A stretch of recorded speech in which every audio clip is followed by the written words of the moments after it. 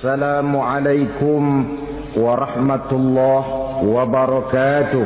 Waalaikumsalam warahmatullahi wabarakatuh. Bapak-bapak, ibu-ibu, saudara-saudara kaum muslimin rahimakumullah. Setiap orang menginginkan kebahagiaan dan tidak seorang pun menginginkan kesengsaraan dalam kehidupan ini. Namun nyatanya tidak setiap orang yang ingin bahagia mengetahui jalan yang harus ditempuhnya untuk sampai kepada kebahagiaan itu. Maka pada kesempatan pertemuan kali ini saya ingin menyampaikan sebuah hadis dari junjungan kita baginda Nabi besar Muhammad sallallahu alaihi wasallam yang termuat dalam kitab Mukhtarul Ahadits An-Nabawiyah, di mana beliau bersabda, arba'un min sa'adatil mar'i. Ada 4 perkara yang merupakan tanda dari orang bahagia. Saya mau tanya, di antara saudara-saudara yang hadir di sini, apa ada yang kepengen jadi orang sengsara? Ya. Seluruhnya tentu ingin mendapatkan kebahagiaan. Maka menurut resep dari Nabi kita, tanda orang bahagia itu 4.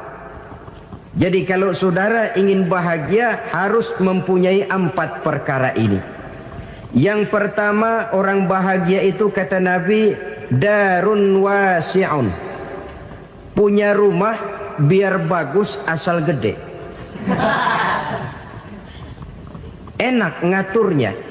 Daripada sudah punya rumah kecil, adanya di pinggir kali, gubuk, kalau hujan bocor, miring lagi, kiamat. Loh, kalau gitu Islam materialis dong. Hadis ini boleh diartikan dengan makna hakiki, arti yang sebenarnya. Boleh diartikan dengan makna majazi, arti kiasan. Kalau dia diartikan dengan arti kias, maka yang dimaksud darun wasi'un ay qalbun wasi'un. Rumah yang luas tidak lain daripada hati yang lapang. Karena di situ kunci kebahagiaan yang sebenarnya.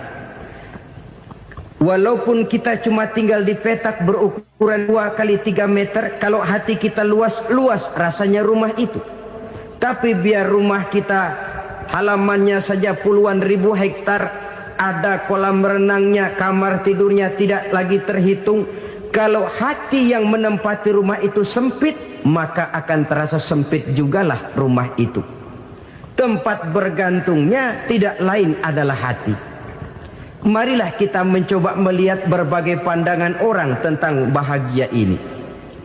Ada orang menyangka bahwa bahagia itu kalau dia mendapatkan harta yang sebanyak-banyaknya. Siapa yang banyak harta, dialah raja. Apa yang dia mau, seluruhnya bisa dibeli. Keamanannya, dia bisa menyewa petugas. Seluruh fasilitas untuk menyenangkan kehidupannya bisa dibeli. Pendeknya, hartalah segala-galanya dalam kehidupan. Sampai ada pepatah mengatakan, innad darahima fil amakini kulliha taksur rijala mahabatan wa jalala. Sesungguhnya harta, dinar, dirham, uang di mana-mana selalu bikin hebat orang yang memilikinya. Coba lihat, orang yang punya duit sama yang enggak punya duit, jangan gaya hidupnya, gaya jalannya aja lain. Wahia lisanun liman arada fasahatan, wahia silahun liman arada qitala. Uang adalah senjata yang paling ampuh bagi orang yang mau pergi perang, dan lidah yang paling fasih bagi orang yang mau bicara. Kalau bicara dengan lidah macet, cobalah bicara dengan harta, lancar. Sampai ada pepatah demikian, segalanya bisa diatur dengan harta. Maka di kalangan orang yang berpandangan semacam itu, seluruh kegiatan hidupnya hanya terfokus kepada bagaimana mengumpulkan harta yang sebanyak-banyaknya. Tidak peduli halal haram, tidak kenal sore pagi siang dan malam, tidak sempat sujud, jauh dari agama, jauh dari kehidupan yang bersifat ruhaniyah, jauh dari Allah dan sebagainya, sampai dalam Al-Quran dikelompokkan dalam kelompok yang dinamakan lumazah.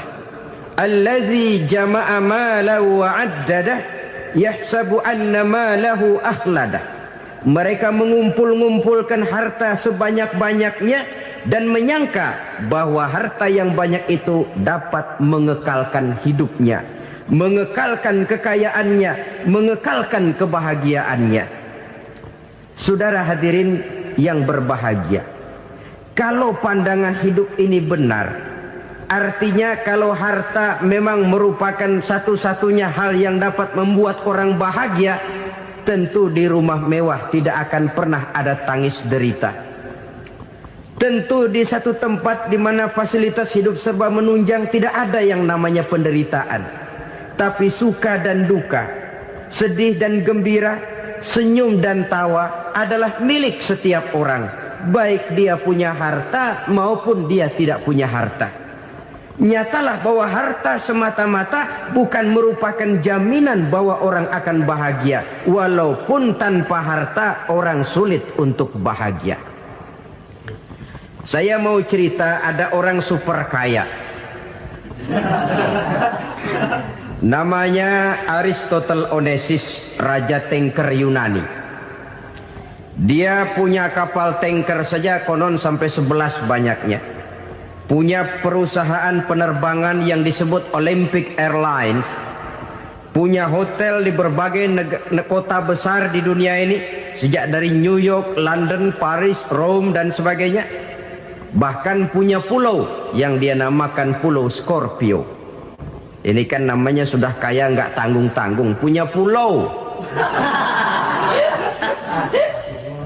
Nah, dia punya 2 orang anak, yang satu laki-laki namanya Alexander, yang satu perempuan namanya Maria Onesimus. Seluruh harapannya tertumpah kepada anak lakinya Alexander ini, yang akan meneruskan usahanya, meneruskan kekayaannya, meneruskan dinastinya. Apa yang terjadi? Ternyata anak yang dia harapkan yang bernama Alexander ini mati muda dalam kecelakaan pada waktu dia olahraga. Apa olahraganya? Namanya olahraga anak orang kaya, golongan jet set. Olahraganya olahraga pesawat terbang. Jatuh, ya nggak kapungut, habis mati. Tinggal satu anak perempuannya, Maria Onesimus. Tapi anak perempuan ini juga malah urakan. Terakhir dia pacaran, bahkan kemudian kawin sama orang Rusia. Rupanya Aristotle Onesimus ini broken. Kekayaannya yang berlimpah ruah, perusahaannya yang begitu banyak, siapa yang akan meneruskan? Siapa yang akan menggantikan? Sampai kemudian dia mengurung diri di Pulau Scorpio dan mati di sana secara mengenaskan. Seorang multi-jutawan, seorang yang super kaya, mati menyendiri di pulau sepi. Ibarat kata pepatah, anak ayam mati di lumbung. Bukan kekurangan makanan, keurugan makanan. Begitu kehidupan Aristotle Onesimus. Dan banyak orang-orang yang sudah demikian kaya sampai dibingungkan oleh kekayaannya sendiri. Telusurilah kehidupan David Rockefeller misalnya, Henry Ford misalnya, Adnan Khashoggi misalnya. Multi jutawan yang kadang-kadang dibuat keder oleh kekayaannya sendiri. Pantas ketika Imam Ali ditawarkan orang, "Ya Ali, kalau kepadamu disuruh pilih ilmu atau harta, kau pilih mana?" Ya jelas pilih ilmu dong. Kenapa? Pertama, ilmu kalau kita berikan kepada orang lain tambah. Tapi harta kalau kita berikan kepada orang lain kurang. Saudara punya uang 10.000, dibagi orang 5.000, jelas uang saudara berkurang. Tapi saudara punya ilmu, diberikan kepada orang lain bisa, saudara pun makin mantap. Tidak lantas jadi bodoh karena ngajarin orang. Saudara bisa Fatihah lalu mengajarkan orang Fatihah. Orang bisa, saudara pun makin hafal. Tidak lantas setelah diajarin orang ilmunya hilang. Begitu datang dia minta orang tolong ajarin saya Fatihah. Udah habis, nggak ada.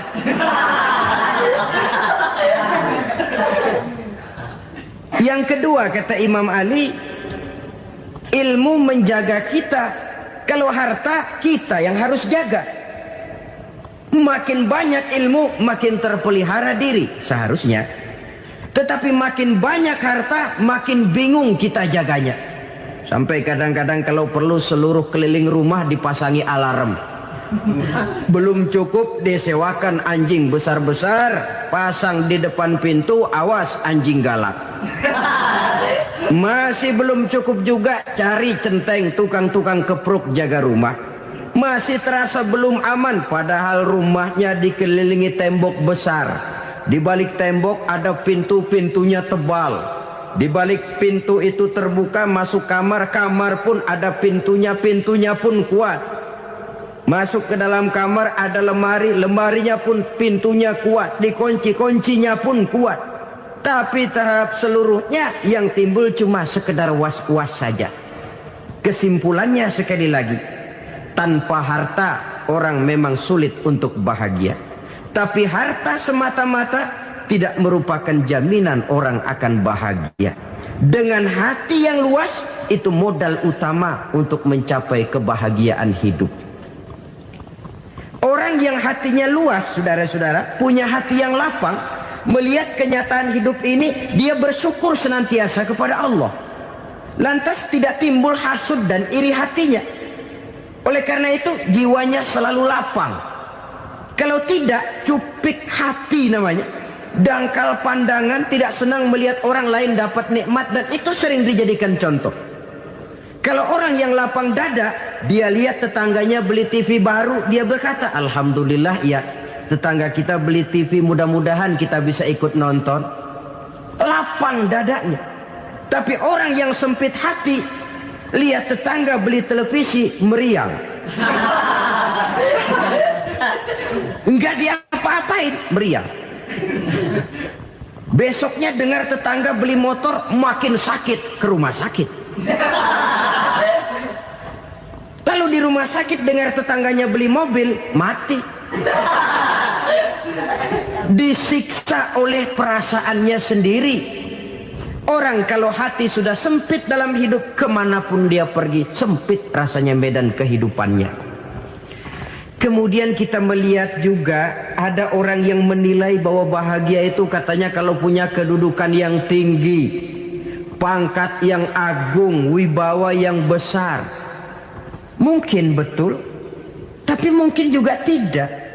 Bergantung kepada hati orang yang punya pangkat itu. Sama dengan harta tadi. Harta akan membawa bahagia kalau dia jatuh ke tangan orang yang berhati lapang. Tapi harta akan jadi bencana kalau jatuh ke tangan hati orang yang sempit. Pangkat akan membawa bahaya kalau jatuh di tangan hati orang yang sempit. Lebih dari itu, kenyataan mengajarkan kepada kita bahwa ternyata pangkat dan jabatan tidak selamanya memberikan kebahagiaan dalam kehidupan. Bahkan resikonya kelewat besar. Beberapa bukti kita bisa ambil dari para pemimpin dunia yang menjadi korban lantaran pangkat dan jabatan yang disandangnya. Saudara ingat Presiden Abraham Lincoln dan John Kennedy dari Amerika? Dibunuh orang. Park Chung-hee dari Korea Selatan, Ziaur Rahman dari Bangladesh, Anwar Sadat dari Mesir, terakhir Indira Gandhi dari India, menjadi korban dari pangkat dan jabatan yang disandangnya dari orang-orang yang tidak senang dia memegang jabatan itu.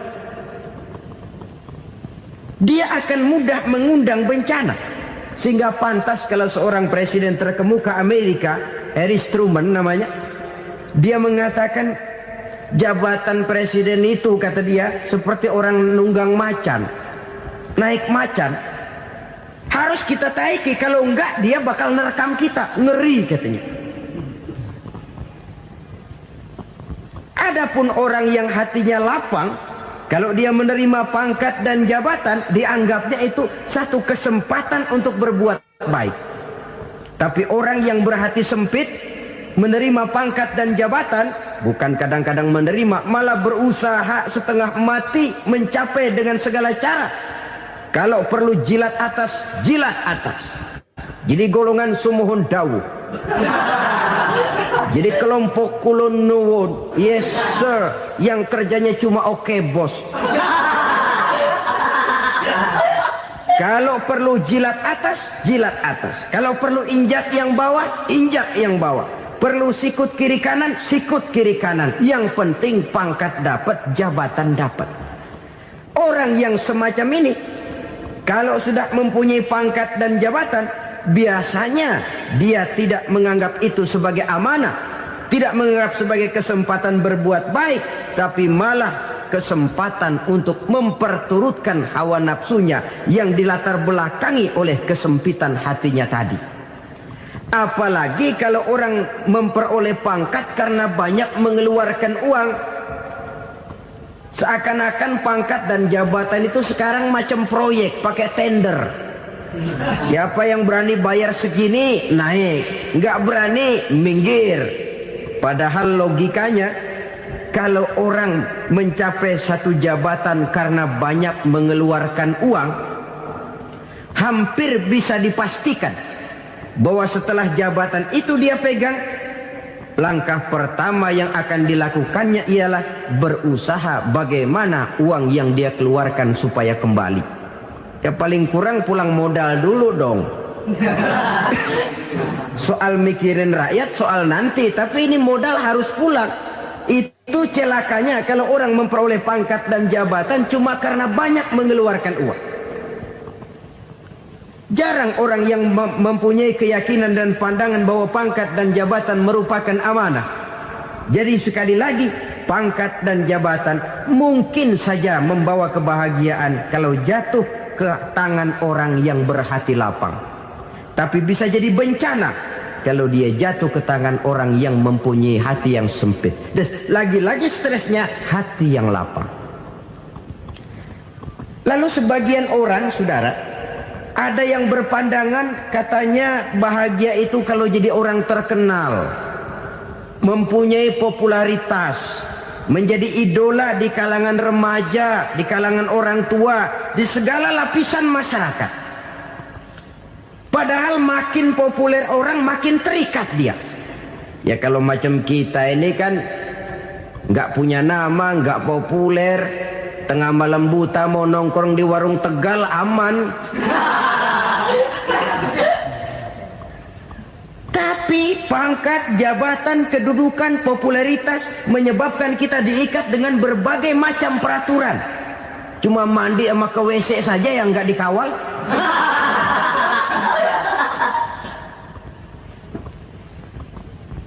Benarkah popularitas, ketenaran membawa kebahagiaan? Mungkin. Ya, tapi mungkin juga tidak. Kenapa? Banyak orang-orang populer yang mengakhiri hidupnya secara tragis. Kita ambil beberapa nama. Di Amerika tahun 60-an ada bintang seksi paling terkenal yang dijuluki seks bom. Bom seksi. Sampai sekarang jadi legenda, namanya Marilyn Monroe. Singkatan doublenya itu inisialnya MM, Marilyn Monroe. Terkenal, top, sampai dia mati tahun 62. Namanya sekarang masih saja dibicarakan orang. Kenapa dia bunuh diri? Tidak punya hartakah dia? Banyak. Kurang populerkah dia? Seluruh dunia mengenalnya. Sejak rakyat kecil sampai pejabat tinggi dia punya hubungan. Kenapa? Jenuh. Dia terlahir dalam keadaan yatim. Setelah itu tidak lama dia berangkat remaja, ibunya meninggal. Pindah dari wanita asuh ke wanita asuh sampai 12 orang ibu angkatnya. Dan kekecewaan yang paling parah, setiap laki-laki yang dekat dengannya hanya seperti kapal berlabuh. Datang dan pergi silih berganti. Padahal dia merindukan seseorang yang bisa melindungi hidupnya. Dia rindukan itu dan dia tidak pernah menemukan. Itu yang akhirnya menyebabkan dia minum pil tidur kelewat dosis. Minum obat tidur kebanyakan, ya tidur terus sampai sekarang.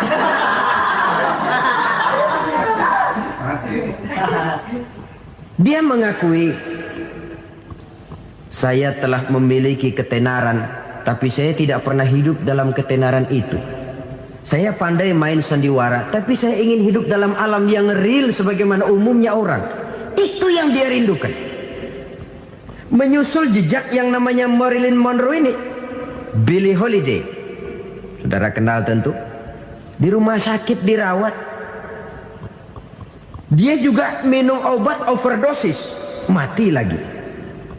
Jimi Hendrix minum obat tidur overdosis kelewat batas, mati lagi. Lalu yang menghanyutkan diri di danau, Janis Joplin dan Brian Jones. Ini orang-orang populer, orang-orang terkemuka yang mengakhiri hidup secara tragis, bukan karena tidak terkenal, mungkin karena sudah saking terkenalnya. Contoh paling belakangan, Bruce Lee. Wah, ini tukang-tukang keprok tentu kenal siapa dia. Sampai sekarang pun tabir kematiannya masih merupakan misteri. Dan yang masih hidup juga menunjukkan gejala yang aneh. Michael Jackson, rumahnya di Beverly Hills itu dijaga sedemikian rupa, dan dia selalu curiga kepada setiap makanan. Harus steril, bersih dari segala macam kimia. Kemana dia pergi, itu tukang-tukang keprok sudah selalu menjaga dan mengawal, dan dia seakan takut menunjukkan mukanya yang asli. Hingga kalau tampil ke tengah di luar show, dia kadang memakai pakaian yang tidak menunjukkan dia yang sebenarnya. Takut dikenali orang. Ternyata popularitas sering jadi momok yang meracuni kehidupan manusia. Oleh karena itu, benarlah junjungan kita pada saat beliau mengajarkan orang akan bahagia kalau dia mempunyai hati yang lapang. Nah, sekarang masalahnya untuk mendapatkan hati yang lapang, caranya bagaimana? Kita kembali kepada konsep Quran. Allah mengajarkan, ala inna bidzikrillahi tatmainnul qulub. Ketahuilah bahwa dengan banyak mengingat Allah, hati akan tenang, jiwa akan lapang. Dengan kata lain, dekat dengan agama, merasakan kehadiran Allah dekat dalam hidup. Itu muara pertama untuk mencapai hati yang lapang. Ala inna bizikrillahi tatmainnul qulub. Jangan macam orang sekarang ingin mendapatkan ketenangan lalu tapak di puncak gunung, di gua-gua, di tempat sepi. Iyalah kalau nggak ada ular. Kalau tergigit ular berbisa, ketenangan belum, mati jelas itu. Islam positif untuk mendapatkan ketenangan. Ala inna bizikrillahi tatmainnul qulubi. Bahwa ketahuilah bahwa dengan banyak mengingat Allah, hati akan tenang, jiwa akan lapang, nuansa pikiran akan luas. Karena yang namanya bahagia ada dimanapun manusia berada. Di kampung ada bahagia, di kota ada bahagia. Di ngarai, di lembah, di gunung, di hutan, di lautan, di angkasa luar, dimanapun bahagia itu ada kalau kita bermodalkan hati yang lapang ini. Dan hati akan lapang kalau kita dekat dengan agama. Dekat dengan harta buat sementara hati mungkin tenang, tapi ketenangan yang relatif dan temporer. Apalagi orang tiap kali tambah harta, tiap kali tambah rencana. Itu wajar. Mungkin sebelumnya saudara berpikir, kalau punya duit 5.000 enak nih. Begitu punya duit 5.000, aduh sayang kalau 10.000 aja. Tiap kali tambah harta, tiap kali lain rencana. Makin banyak rencana, makin menjauhkan kita dari yang namanya ketenangan. Padahal ketenangan merupakan unsur utama untuk mencapai bahagia. Dan ketenangan itu bermuara dalam hati manusia. Tengoklah kehidupan ini. Orang yang banyak harta dengan orang miskin, berbedakah rasa sakit yang mereka tanggungkan? Rasanya tidak. Walaupun si kaya tidur di kasur empuk berselimutkan sutra mahal, sementara si miskin meringkuk di balai bambu yang keras dan kasar. Apabila maut datang, dia juga tidak pernah pilih bulu. Maut datang menjemput si kaya di singgasana keemasannya, dikelilingi oleh para pengasuh, dayang dan inang serta para pengawal. Dan maut pun datang menjemput si miskin papa, sehingga ia tergelepar di tepian jalan. Kedua-duanya bernama mati. Kalau nyata bahwa sakit yang ditanggung si kaya tidak beda dengan sakit yang ditanggung si miskin, bukan harta semata yang membuat orang bahagia. Hati yang tenang, jiwa yang lapang penuh kedamaian, karena banyak berzikir dan mengingat Allah, itu merupakan modal utama untuk mencapai sesuatu yang bernama bahagia.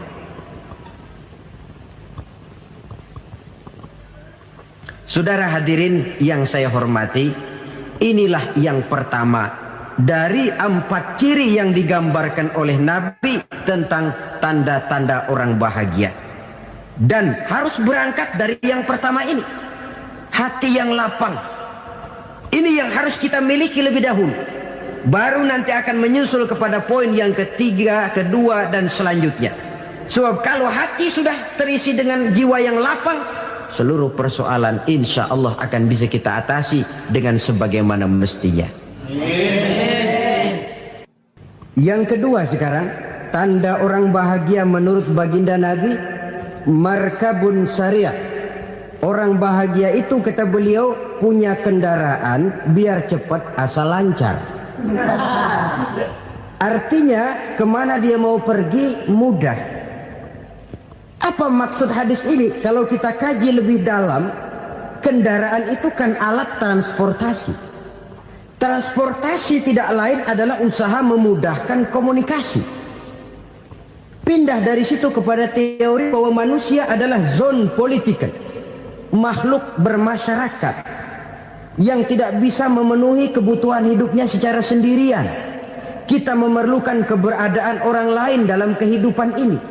Untuk memakai baju saja kita sudah perlukan petani yang tanam kapas, pabrik yang memintal kapas jadi benang, pabrik yang menenun benang jadi kain, sampai kepada mesin jahit, sampai kepada tukang jahit. Itu cuma untuk memakai pakaian saja. Tidak seorang pun di antara kita yang sanggup memenuhi kebutuhan hidupnya secara sendiri. Kita perlu orang lain. Maka kebebasan dalam arti mutlak, kebebasan tanpa batas, itu tidak mungkin ada dalam kehidupan.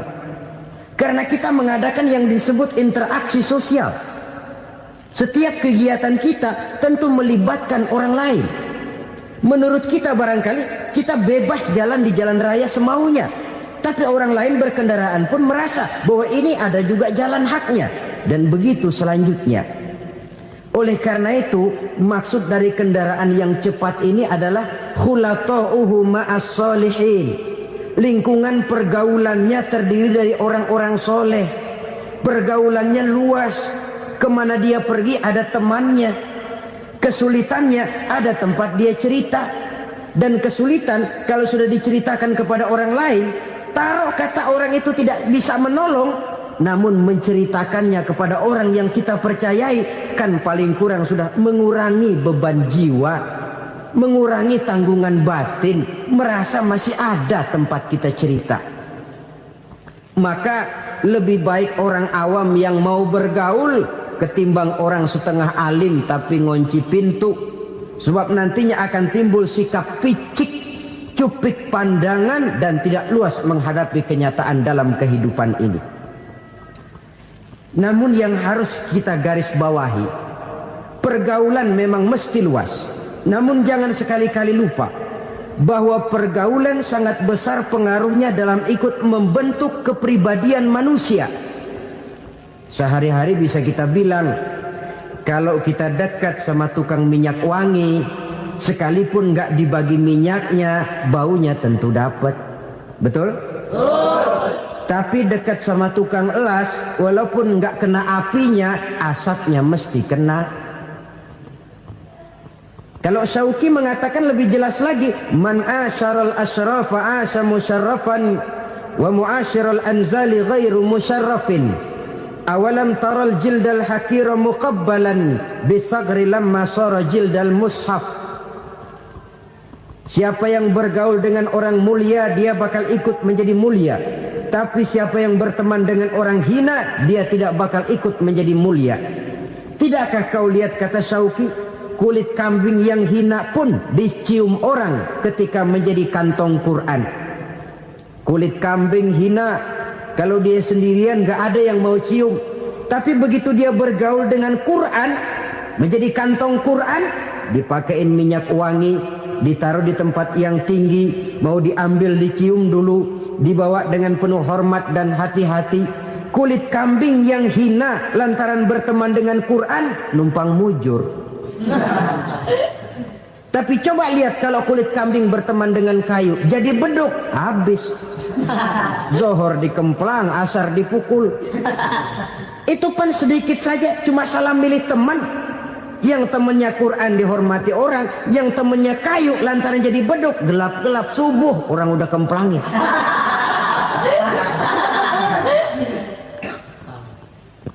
Maka terutama kepada adik-adik remaja yang masih mencari identitas diri, yang ibarat kaset masih kaset kosong, mudah diisi oleh apapun, pandai-pandailah memilih teman dalam bergaul. Karena banyak orang yang tadinya baik-baik, ketika terseret dalam pergaulan dengan orang yang tidak baik, kebaikannya menjadi lentur dan luntur. Tapi berapa banyak bajingan-bajingan tengik, orang-orang yang berlumur noda dan dosa, tiap hari melakukan maksiat, namun bergaul dengan orang yang baik-baik, pada akhirnya sedikit demi sedikit beringsut dan berangsur dia terbiasa mengikuti kebaikan-kebaikan. Saya tekankan ini kepada remaja karena mereka masih mencari identitas diri. Apa yang mereka lihat mereka mau, apa yang mereka dengar mereka ingin tahu. Coba lihat kehidupan remaja. Pulang nonton film Rambo, pengen jadi Rambo, gagah, maunya belekai melulu. Pulang nonton film Superman, pengen bisa terbang. Pulang nonton India, nyanyi melulu. Wajar, mereka masih mencari identitas diri. Saya ini sebenarnya siapa? Lingkungan, pergaulan akan membentuk itu. Karena itu pandai-pandailah bergaul, karena ia sangat besar pengaruhnya dalam ikut membentuk kepribadian manusia. Apalagi sifat yang jelek lebih cepat menularnya ketimbang sifat yang baik. Sifat yang baik, watak yang soleh itu lambat sekali untuk menular. Tapi yang tidak baik, kan prosesnya mah kalau remaja biasanya mula-mula dengar. Karena dengar lalu pengen tahu. Karena pengen tahu lalu ngeliatin. Begitu ngeliatin kan pengen nyobain. Setelah nyobain ketagihan. Nah, ini prosesnya. Yang namanya ganja, morfin, narkotik awalnya kan begitu.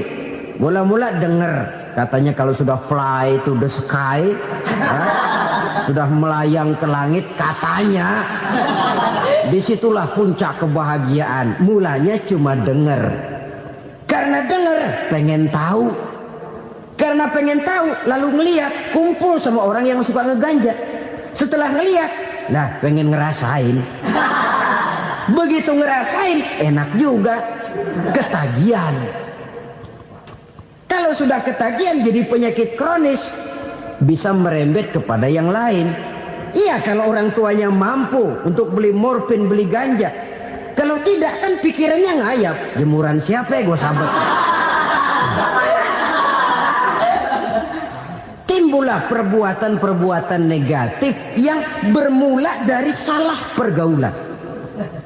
Apalagi buat adik-adik remaja yang tinggal di kota-kota besar, yang pengaruh budaya, pengaruh kesenian, pengaruh struktur kehidupan yang nampak makin individualistis, di mana persaingan tajam, tensi ekonomi tinggi, orang mudah mengalami stres. Pandai-pandailah dalam bergaul, sekali lagi, karena ia sangat besar pengaruhnya dalam ikut membentuk kepribadian manusia. Orang bahagia punya kendaraan yang cepat, artinya punya pergaulan yang luas, dan lingkungan pergaulannya terdiri dari orang-orang yang soleh.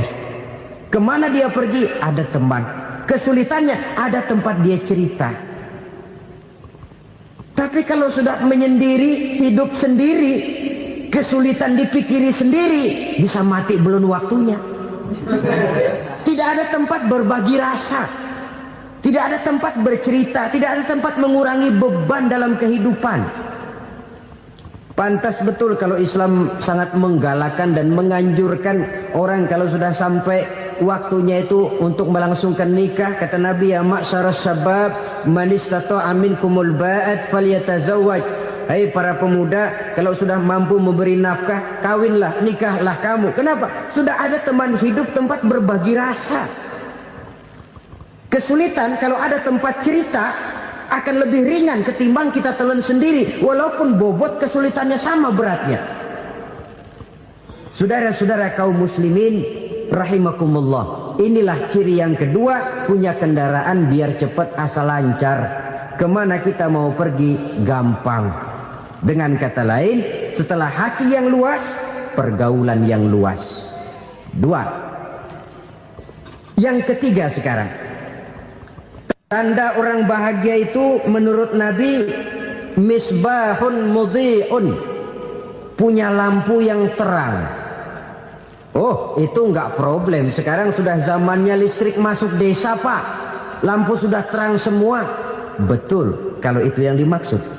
Tapi tidak cuma itu.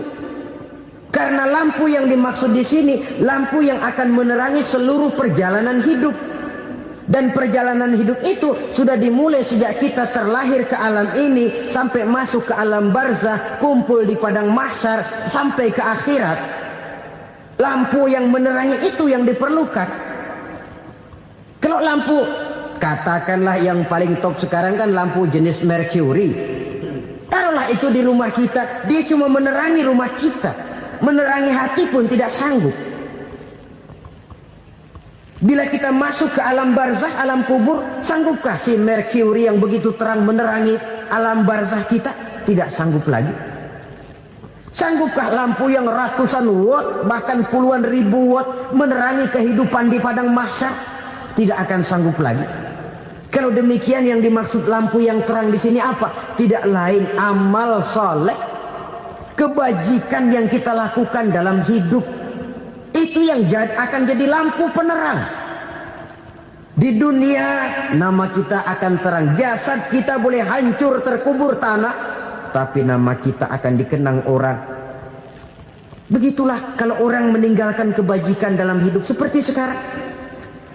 Ribuan orang tiap saat berziarah ke kubur Imam Syafi'i, ke kubur Imam Malik, ke kubur Imam Ghazali, ke kubur orang yang baik-baik, orang yang soleh-soleh. Kebajikannya yang ditinggalkan, yang mengukir namanya dengan tinta emas. Sehingga saudara sudah terbaring di alam kubur, orang lewat, Allah, ini kuburannya Fulan bin Fulan, dulu ini kebaikannya Masya Allah, saya ikut merasakan. Mari kita mampir sebentar, kita Fatihah. Mohon disampaikan Allah pahalanya kepada almarhum. Al-Fatihah. Itu kalau orang baik-baik. Lalu saudara tanya, Pak, orang mati dikirimin Fatihah apa nyampe pahalanya? Saya jawab, kalau saudara nggak percaya, mati dulu dah.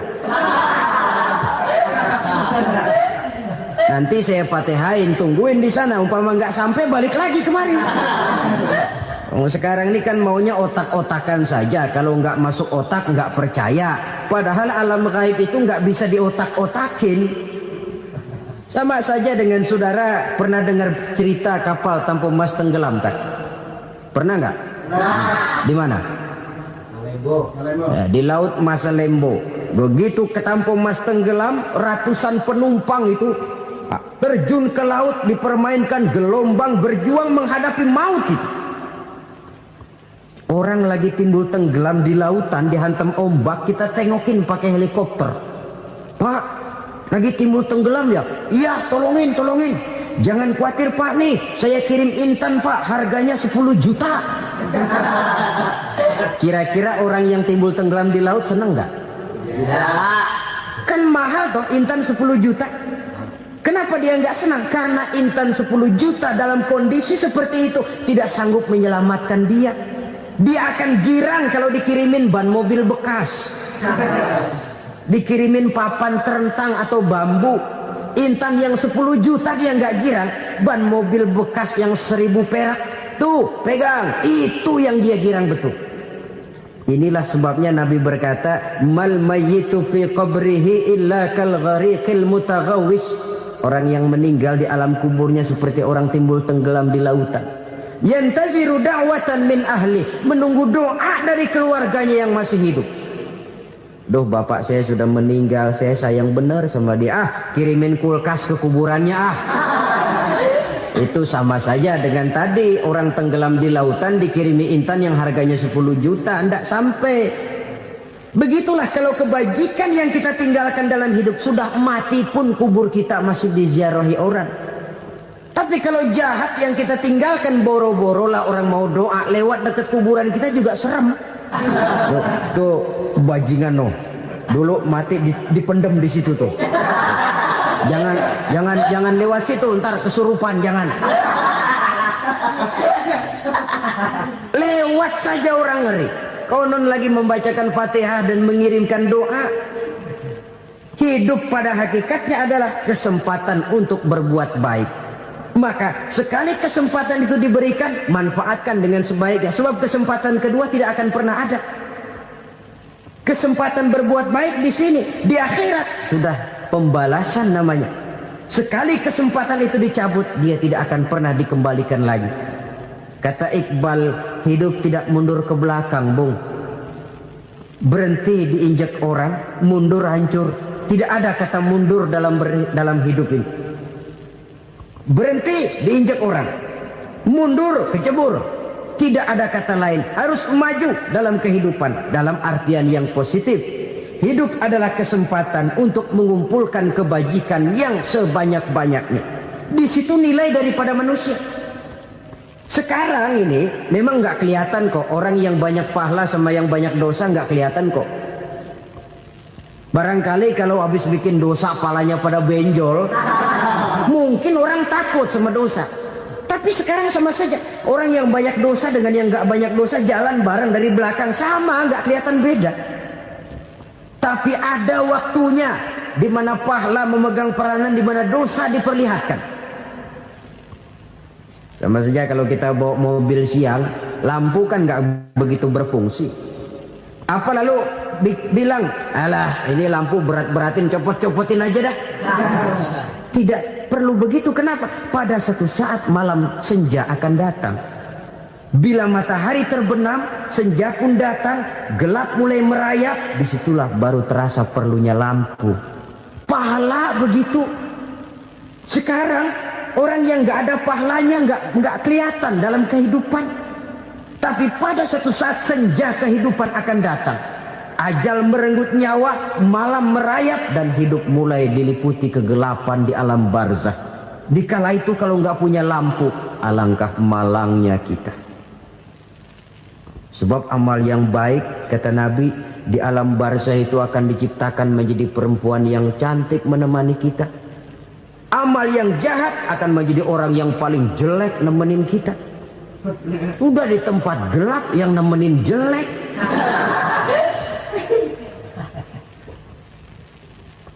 Kaum muslimin rahimakumullah. Kalau demikian masalahnya, tergantunglah kita pandai memanfaatkan waktu. Al-waktu kasayf. Waktu itu cepat sekali. Yang namanya waktu itu tahu-tahu. Tahu-tahu. Udah tahun 87. Tahu-tahu. Udah begitu. Tahu-tahu. Yang kemarin anak-anak, sekarang udah pada punya anak. Tahu-tahu saja itu. Begitu cepat waktu berlalu. Kalau tidaklah pandai kita memanfaatkannya, akan rugi kita. Nabi bersabda, "Man kana yaumuhu khairun min amsihi fahuwa rabih."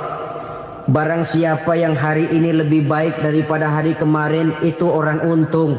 Hari ini lebih baik daripada kemarin.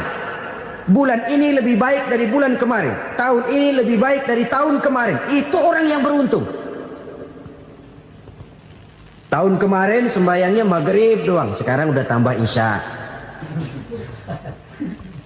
Tahun kemarin cuman Idul Fitri aja ngancem bener, sekarang udah tambah Jumat, lalu tambah lagi maghrib, tambah lagi isya, dan selanjutnya. Hari ini lebih baik daripada kemarin, itu orang yang beruntung. Wa man kana yaumuhu mislu amsihi fahuwa khasir. Lalu barang siapa yang hari ini sama saja dengan hari kemarin, itu orang rugi.